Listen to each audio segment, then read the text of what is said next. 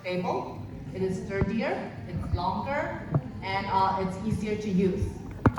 And as said in the morning, it is advancing to the biblocks, which is even more suitable for brachycephalic with heavy masseter muscles. So what is good about the mandibular advancement that is very practical for teens nowadays to utilize the device and the feature together with teen treatments. The mandibular advancement is not only a functional appliance in this one. Together, we're able to use the precision wing to induce the class 2 correction in single or multiple jaws. So it's more comfy. It's more favorable to the teenagers. They're more able to adapt to a forward position rather than one jump edge to edge, which makes it really hard and very challenging for them to be compliant and wearing it for a whole day. So as you can imagine with those biblocks, twin blocks, not biblocks, twin blocks or activator, usually we need a construction line.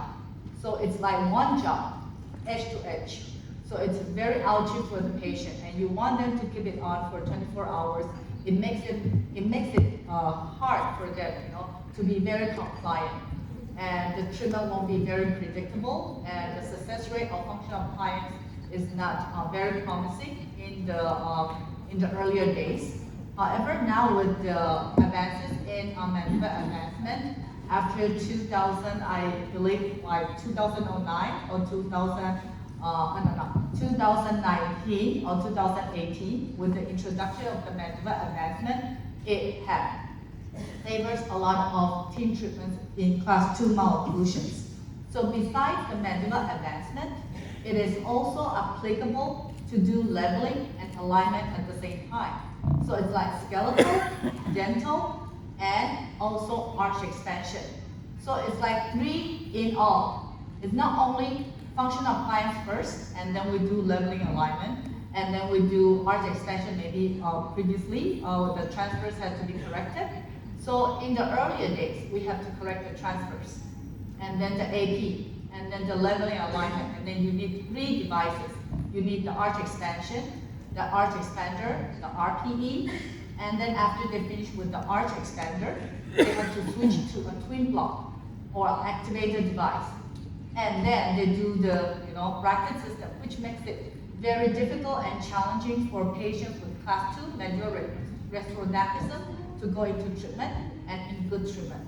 However, now we are able to combine the 3 different approaches together at the same time, and we're going to save a lot of time, which is more efficient and it's more precise for the patient. So we are able to do all 3 together: the skeletal, the arch expansion, and the dental treatment at the same time, without waiting for any different plane or border of correction. However, with mandibular advancement, it's a functional appliance. So it's separated into different stages, unlike treating only for foundings or for large overjets. It's divided into the active phase, the supportive phase, and the retentive phase, because you need time for the mandible to grow. So if the alignment is good, the upper and lower incisors are in good alignment, not too crooked, the molars are not really tilted or not buccal version or lingual version, then you are able to start the mandibular advancement device right away. However, if the molars are a little bit derotated, we need to derotate it first. And then we are able to start the MA phase. The MA phase lasts for 6 to 9 months. The goal is to reduce the large overjet and to correct to nearly class 1. You don't have to go to class 1, but nearly class 1. Okay, less than half class 2. That is our goal. So that is easier for the phase 2 treatment, or it's easier for the final detailing and finishing. And then the MA phase, it will take about 6 to 9 months. According to my experience, it should last for about a year to be stable, because it takes time for the condyle to grow. And if the time is not sufficient, the condyle won't be stable. it will relax back into a more distal position. So after the mandible position is set in an edge-to-edge position, hold it there for some time, for at least 3 months. And then you do the posterior settling at the same time. Then you go into the supportive phase, the second phase of functional appliance with Invisalign. It will take about 3 months, usually 3 to 6 months. And at this stage, after the mandible is stabilized in a more forward position or edge-to-edge position, we hold the mandible there, we support it there, and then we allow the posterior premolars and molars to erupt. Because usually when you advance the mandible, what happens on the posterior? It will be open bite. It's common. The more severe the overjet, the larger the posterior open bite. If you do a lot of MA and you don't have posterior open bite, something is wrong. You have to live with posterior open bite when you're treating MA. Because after the mandible advances, okay, the curve of speed is still deep. Because all the plastic is covering the occlusal surfaces on the upper and lower arch. It's different from activator from twin block. Because with activator and twin block, when the patient comes back for a follow-up, we remove the acrylic to create a freeway space for the passive eruption to continue during the wear of the twin block activator.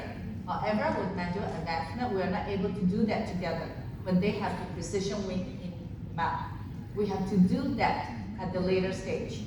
So during the supportive phase is the phase when we induce the passive posterior eruption to attain a good interdigitation of the upper and lower posterior occlusion. And then after all the teeth come into contact with each other on the anterior, on the posterior, then we enter a retentive phase.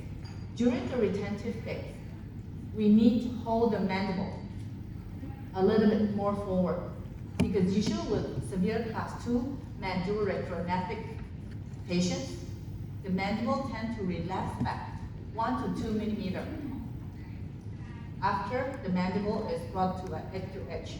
That's why usually in my cases, with overjet more than 6 millimeters, I will set the final position with the lower incisors 2 millimeters in front of the upper incisor to counteract for the relapse that will happen in the future. Because with Invisalign, everything is not enough. Everything is underestimated. So we need to over-correct or over-engineer, over-treatment in order to get to 100%. If the first clean check is only 70 to 75% accurate, we can get to 125 to 130% on the clean check to get 100% clinically. That is what we have to do with digital orthodontics. With digital orthodontics, we have to calculate or we have to foresee and treatment plan the differences between what will happen clinically and what is on the clean check. So during the retentive phase, we can start to reduce wear. That is the time when the patients are really happy, you know.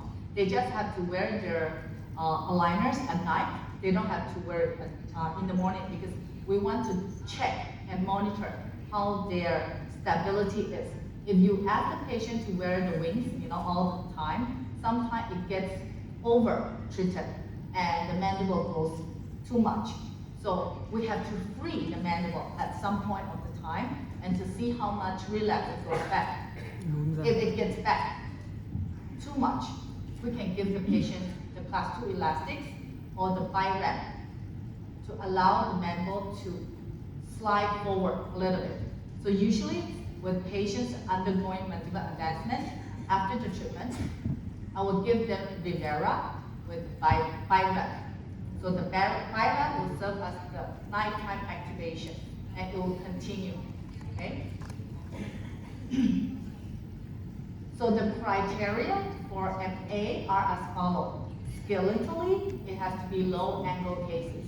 In high angle cases, it's not suitable to use mandibular advancement because it will make their face even dolichocephalic and will make it even long face.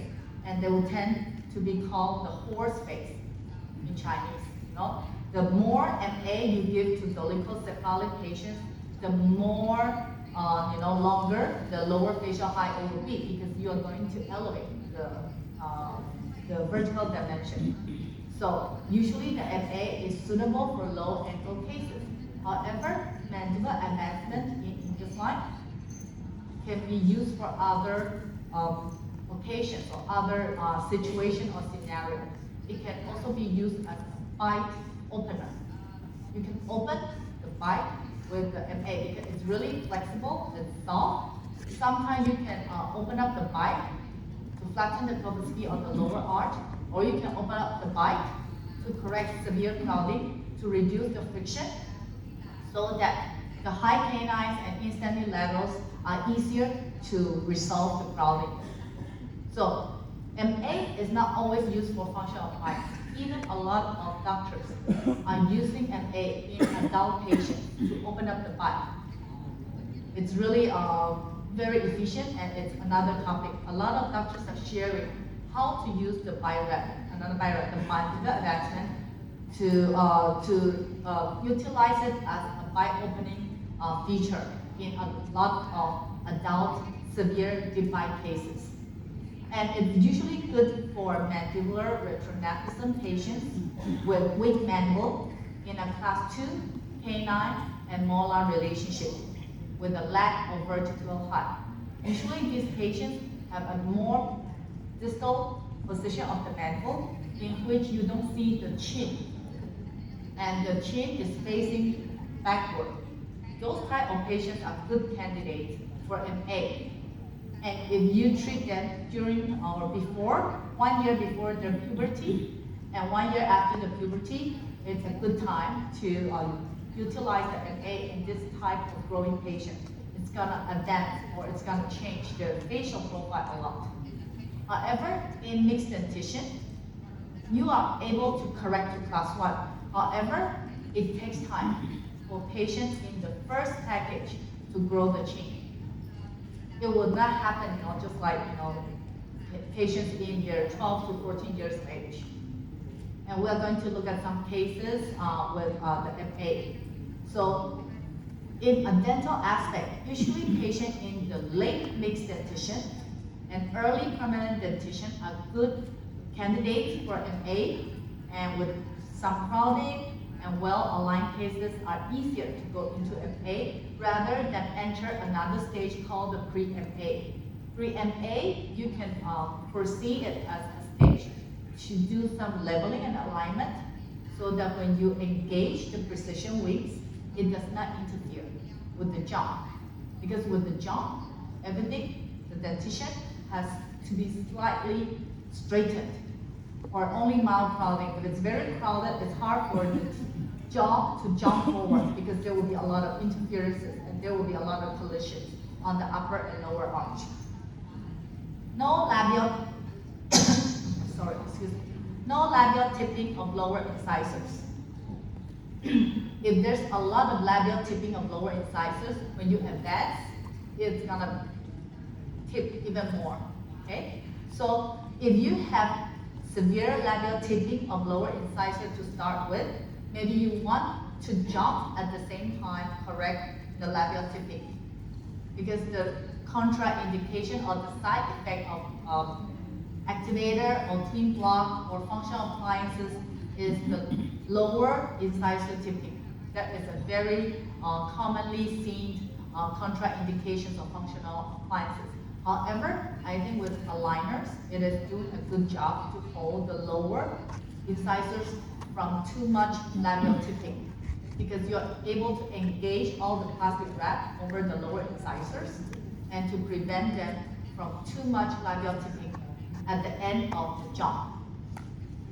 And any candidate with an overbite less than 7 millimeter and large overjet of between 5 to 7 are good candidates for the mandibular advancement.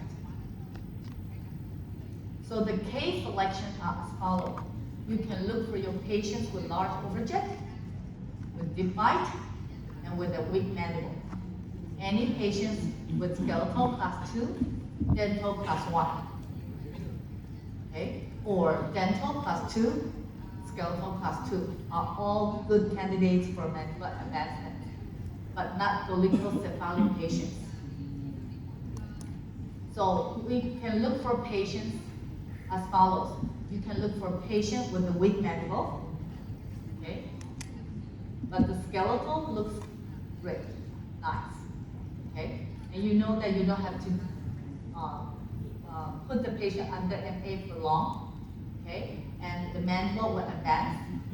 The second type of patient is this type, looks like, there's some ulcer in it, a very small chin, mouth breather, okay, and small eyes, okay, and the iris is on the lower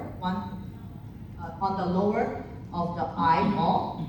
Usually are this type of patients with a deep overbite, and the overjet is good, not too large, and a mouth breather.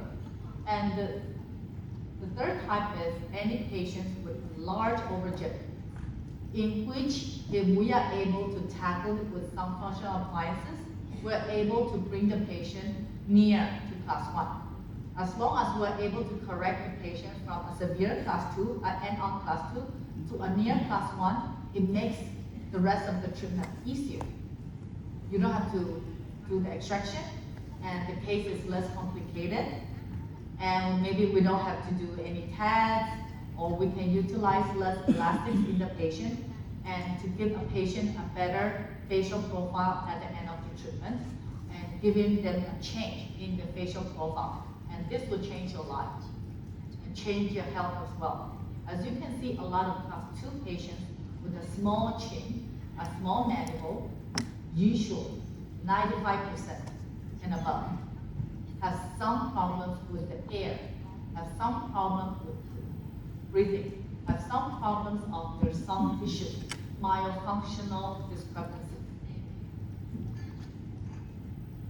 So let's take a look at the first case with an excessive overjet, in which we utilize the mandible advancement, the precision wings, for the treatment. So this is the boy that comes in. He's in his middle school, okay? He's about 15 to 16 years of age, with problems of moderate crawling on the anterior upper incisors, okay? A very deep curvosity, some crawlings on the lower anterior, okay? And on class 2, okay? Almost and on class 2. So we can assume that the overjet or the AP correction is about 4 millimeter distalization. However, the overjet is more than 4, but we know with this type of NI, because a canine is usually 8 millimeter in width. So by looking at the canine, we know that to bring this canine tip to this place, it takes about 4 millimeter of distalization on this side. And on this side, maybe about 2 to 3 millimeter. So you need about how many jumps? Maybe 2 jumps for the patient. And the overjet is severe, and the curvosity is large. So he has issues of crowding, large overjet, and mandibular retronephrism.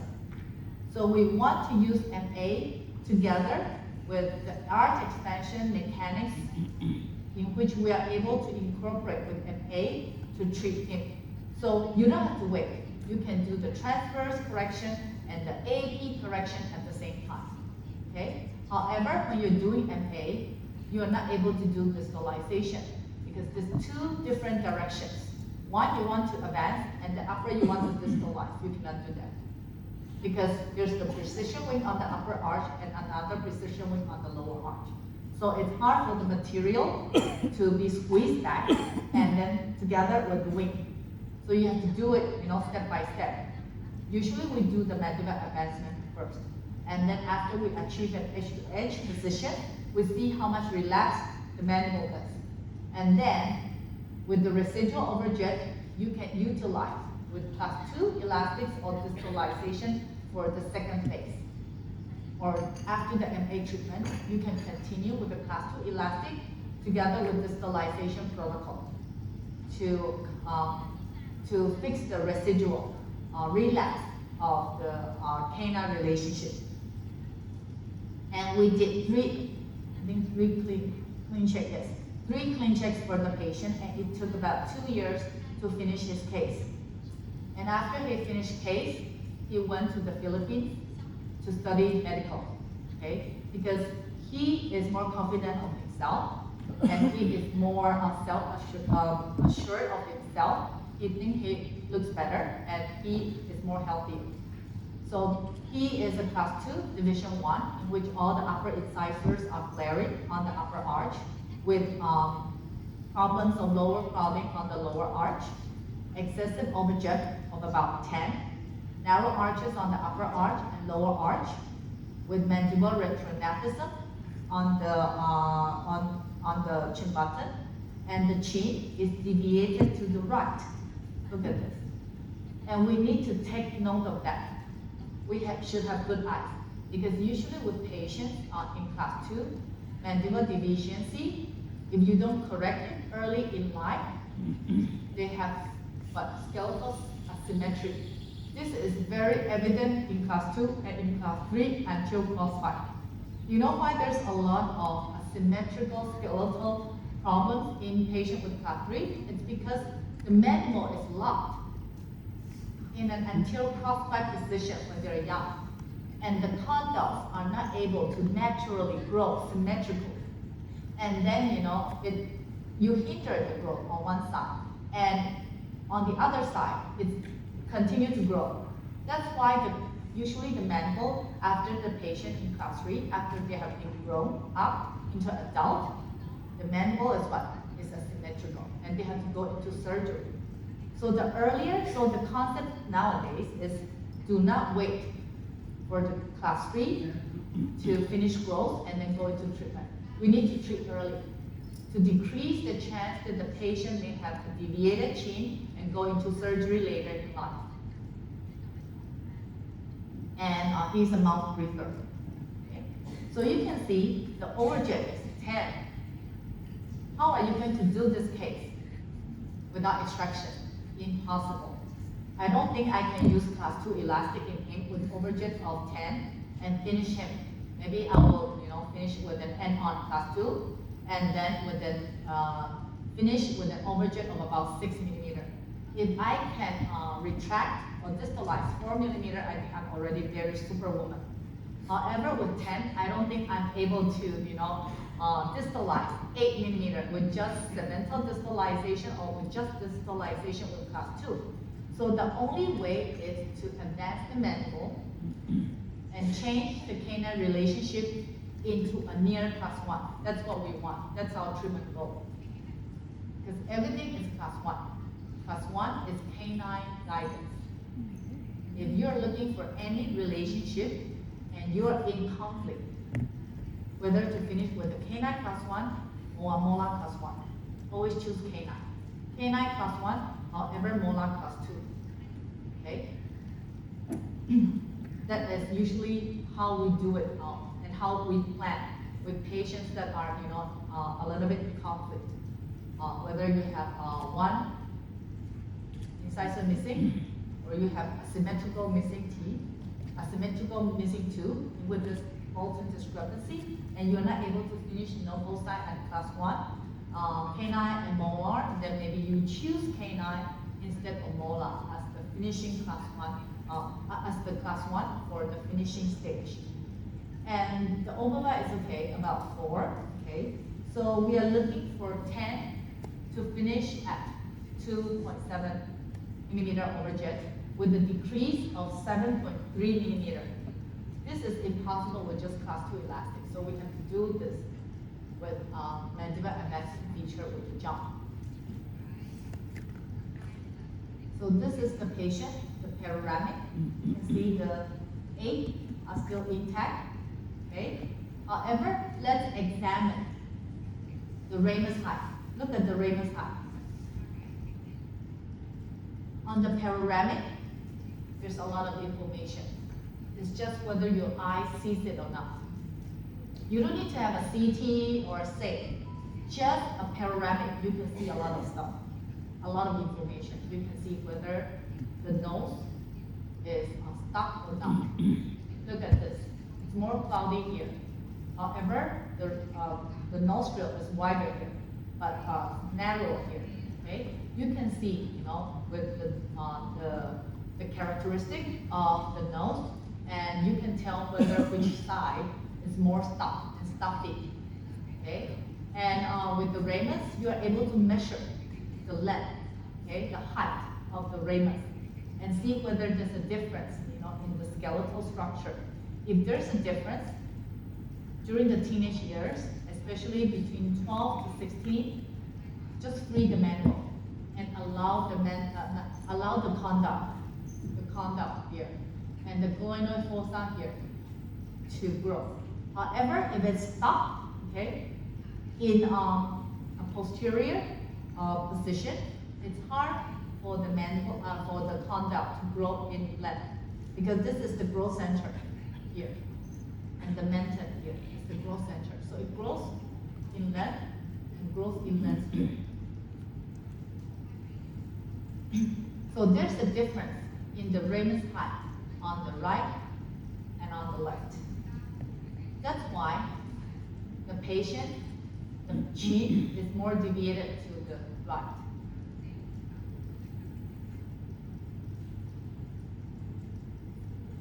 So look at his chin. It's deviated to the right.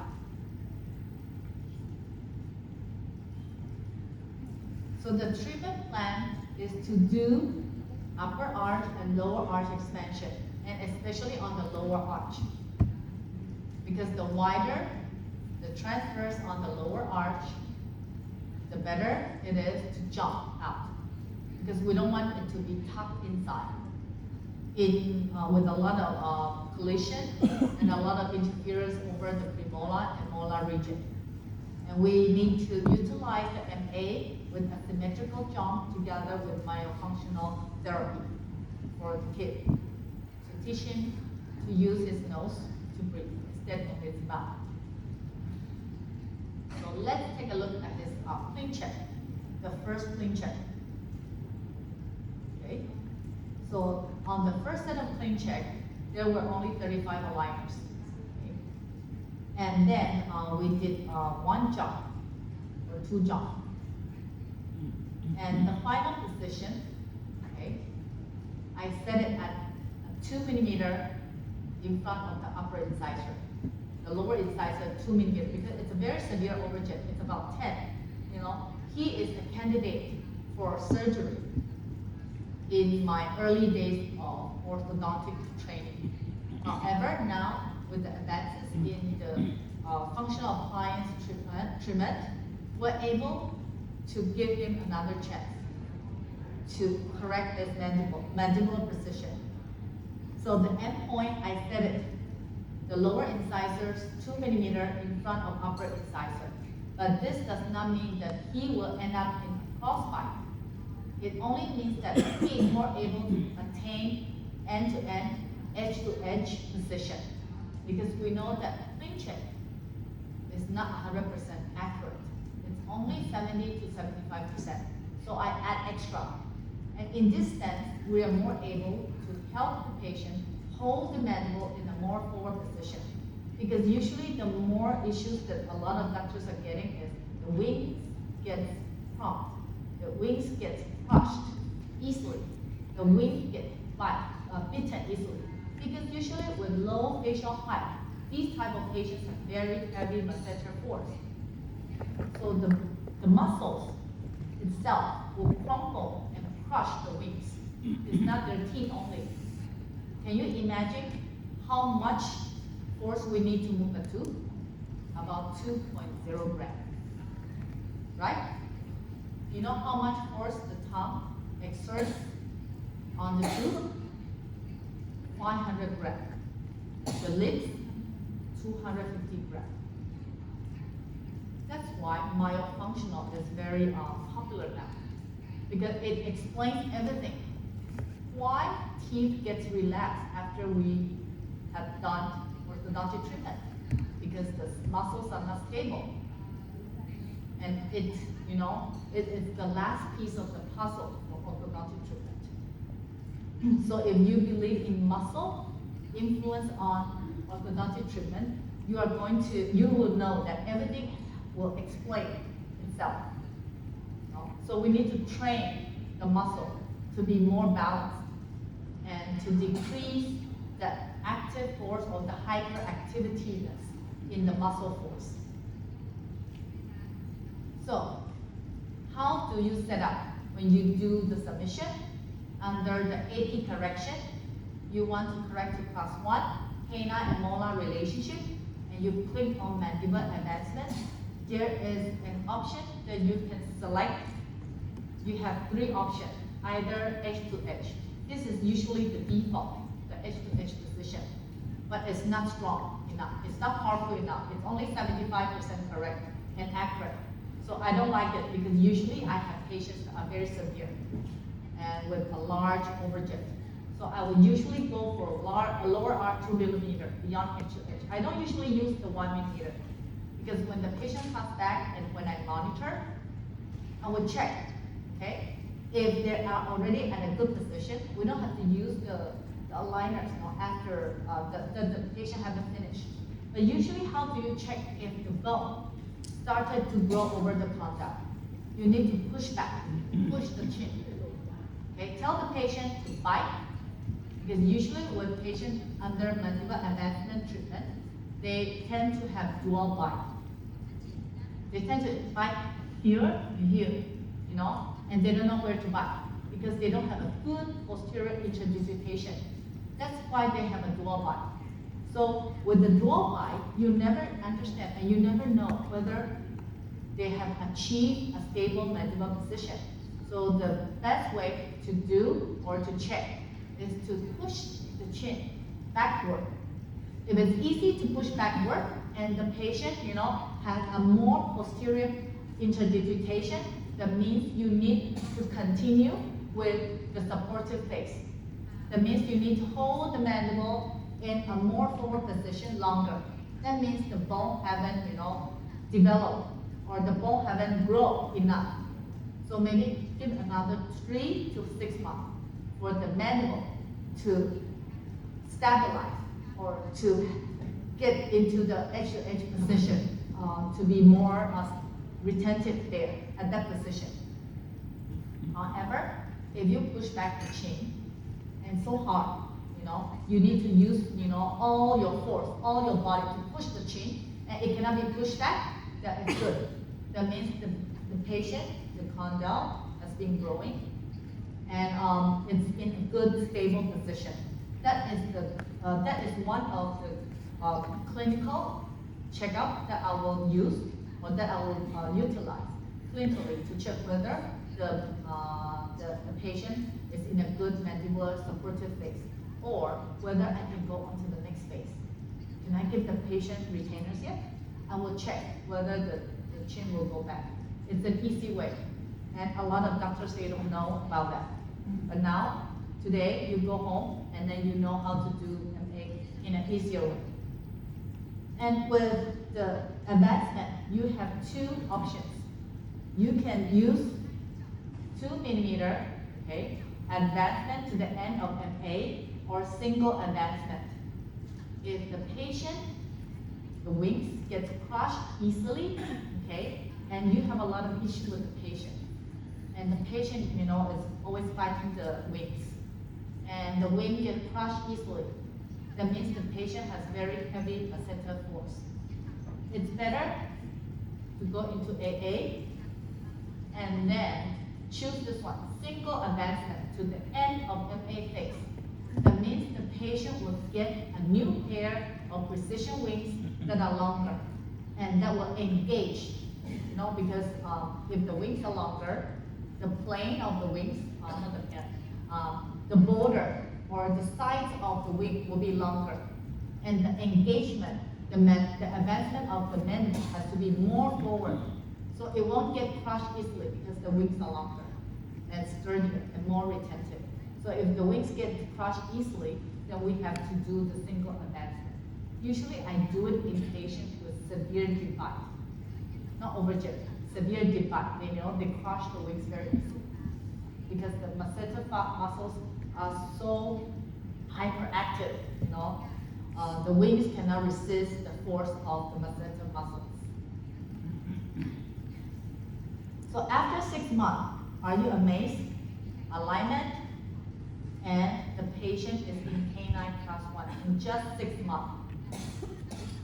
You never seen that with twin block or activator, because with twin block or activator, you need to do the grounding or leveling and alignment first before you give them the activator or the twin block. And it will take about at least 8 months. The shortest you will see is at least 8 months. So usually, when I was still in the ortho program, we put 2x4, okay, brackets, and then after that we use activator to advance the mandible. So it will take a lot of time. And with the activator, it's very bulky, and the patient hates it. They don't like it. They don't want to come back for a visit, and they don't want to wear it. And now with the mandible advancement, it's very promising. I stopped to use functional appliance after I graduated from the orthodontic program. Not only after the launch of MA, I started to treat kids. After I got certified in 2009, I don't usually have a lot of kids. I only treat adults, and only those kids with 7 erupted. I don't treat kids with only 6 to 6, because we can see that with a lot of kids with 6 to 6 erupted, after we finish the treatment, when the 7 started to erupt, it erupted into a crossbite. I never knew about the reason why, but after we are able to do the clincher review and modification, I started to realize that we don't do enough expansion on the molars, especially the 6. That's why the 7, the intermolar width for 7, is not wide enough to accommodate the erupting 7 into position. That's why they grow inward, lingually on the lower and buccally on the upper. And if the 8s are also erupting, they both fight against each other for a space to come out. So they just, we call it, they just grow anywhere they want. With less bulk, they come out. And then with mandible advancement, we are going to see a lot of jump. The more jump there is, the more severe the malocclusion, the larger the overjet, okay? And for every jump, okay, it's 8 aligners. And after we finish the jump, there will be a stage called the transitional bite or the treatment goal. Usually with the transitional bite, the light blue, don't change every 7 days, because you need time to cook. You need time for the bone to grow. For the transitional bite, I usually ask my patient to wear 1 month. Before, I always ask 2 weeks to 3 weeks, but I find it is not enough. So nowadays, I usually ask them to wear 1 month, 1 month, 1 month, 1 month, 4 months. After 4 months, they come back. The bone and the mandible is more stable, okay? If after you push, they go back easily, they have to wear whole day. If it's very strong, okay, it doesn't go back, they can wear at night. That is how I differentiate and how I ask my patient to continue their aligner wear and prescribe them good a good wearing protocol during the transitional stage for the aligners. So 1 jump is 2 millimeters, okay? And more excessive the overjet, more jumps there will be. And more excessive the overjet, you have to finish with the lower incisors 2 millimeters in front of the upper incisor. So with overjet, more than 6 millimeters, finish with 2 millimeters in front of upper incisors. Anything less than 6 millimeters, you can finish with an edge to edge. It's good. Less severe, you can finish that edge to edge. But with more severe overjet, they tend to relapse, okay? Why they relapse? Because the bone does not grow in time. You see, larger the overjet, more bone it needs to grow. It needs to grow more bone, or else it won't be stable. The condyle has to be solid. in order, to lock the mandible in a forward position. If the condyle is not solid, it tends to relapse. And the larger the overjet, the longer the time it takes for the patient to grow bone around the condyle area. And the more retrographic the mandible, the longer the MA phase. So a lot of doctors will ask, oh, Dr. Maggie, how long should I put the patient under MA? It depends. I don't know either. It's dependent on each patient, according to their facial type, according to their overjet, and according to their curve speed. The more severe the curve speed, the more posterior open bite you'll get. So for him, the first order, the AA2, I set the final position at 2 millimeter beyond edge to edge. This does not apply to all patients under MA. It only applies to patients with an overjet more than 6 millimeter. Less than 6 millimeter, I usually have the patient bite at edge to edge. I don't usually use 1 millimeter in front. I use edge to edge and 2 millimeter in front. Okay? Because it's rather severe. He has a 10 millimeter of overjet to start with. And look at him at 1 year and 6 months. What happens? His chin relapses a little bit back. You see, this is what? Class 1. A little bit class 2. The chin will move back a little bit. Because with MA, it's not stable if there's not enough time for the bone to grow. So at this stage, I know that there's open bite. It's good. This one, not too much open bite. I know I need more because the curve speed is deep. Okay? If there is more advancement to the anterior, there is more room for growth and more room for the vertical height.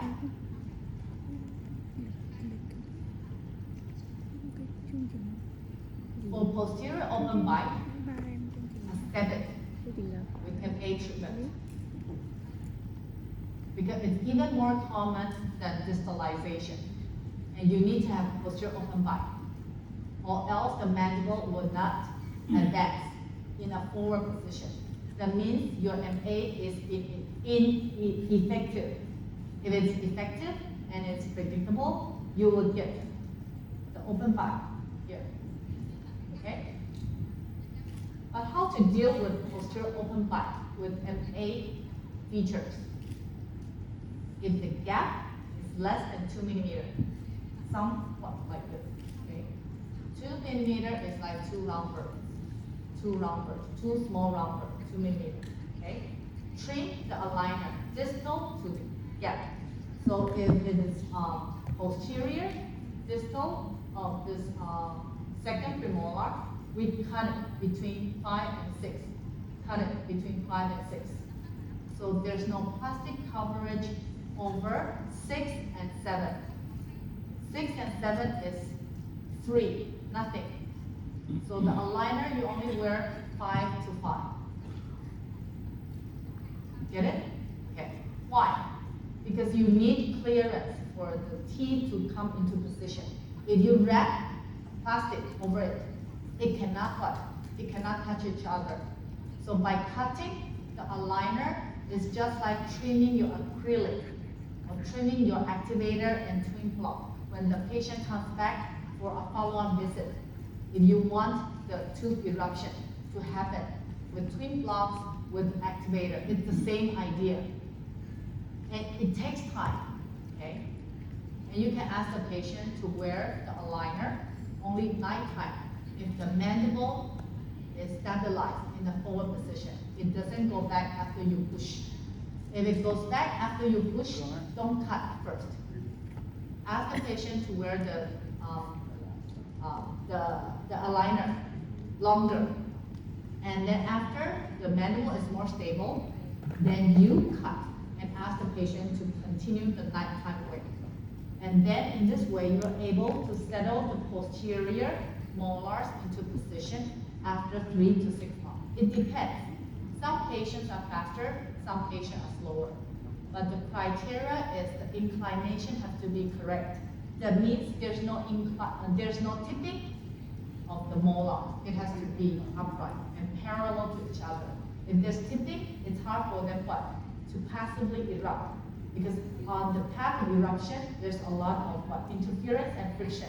So if two teeth are parallel to each other, it's easy for them to erupt. But if one is more mesotilting, there is the collision on the distal of the front teeth and on the mesial of the back teeth. And then when it erupts, it's going to interfere. There's some interference, so the second molar cannot erupt into a good position. Then you need to correct the inclination with a good attachment and aligners. However, if the gap is between 2 to 3 millimeter, we can utilize it differently. We can use elastics. Here. You can use up and down elastics or the triangular elastics as shown earlier in the last case of the morning session. I like to utilize the triangular elastic because it's easier for the patient to wear, and it's easier to hook. It's easy to bond. And this type of clear button is also available from the manufacturer, different manufacturer. I don't use a lot of clear because it gets bonded easily. Okay? And this one is more. This one is more pricey. It's clear bracket. So that means the doctor is fully Invisalign, and he has some stock of clear bracket. You can use it. It doesn't, matter if it's the lower incisor or the upper incisor. As long as you can bond it on, and the patient is able to pull elastics, it's good. Or you can use the composite resin to build up a clear button as well. So if the gap is between 2 to 4, you can use up and down elastic to help settle the bite or to close the posterior open bite. However, if the gap is more than 4 millimeter, maybe we want to go into additional aligners. And a lot of issues arises because after mandible advancement, and there's a lot of posterior open bite comes from inadequate upper extension. This is interesting. In class 2, we always think that lower arch is smaller. We need to expand the lower arch transversely and sagittally. How about the upper arch? There's not much issue of upper arch narrowness with activator and and twin block. However, with aligners, you're going to see a lot of inadequacies, especially on the upper arch over the premolar area. So let's think again. We are moving the lower 4, 5, 6 into a forward position. So the lower 6 will come into contact with the upper 1, with the upper 5 and 6. So on the upper arch is narrow there. And with the wearing of aligner, you constrict everything together. So on the clean check, if you don't perform transverse extension on the upper arch, you will usually get a narrow upper arch with poor arch development, and you will usually get a cross bite. You'll get very narrow here because we are moving the lower posterior region, which is wider, into a narrow region on the upper arch. So can you get it? So the lower is wider, and then you're moving it into a narrow region on the upper arch. So you need to do a lot of expansion on the upper second premolar and molar if you're doing a lot of MA. And this is going to save you a lot of time. That is from my many years of experiences with the mandibular advancement feature. So if the bodily extension is more than 2 millimeter per quadrant, we need to add overcorrection of extension. That means if you are looking for 2 millimeter of expansion clinically, you need to see 4 millimeter on your ClinCheck so that you can see 2 millimeter clinically. Add extra buccal root torque so that you don't get the palatal cusp hanging down. Because we know that the T or the tooth, when it expands, it does not expand like this. It expands like this. So palatal cusp is hanging out. This is the root. This is the crown. So we need to add extra buccal root torque to keep the molars upright.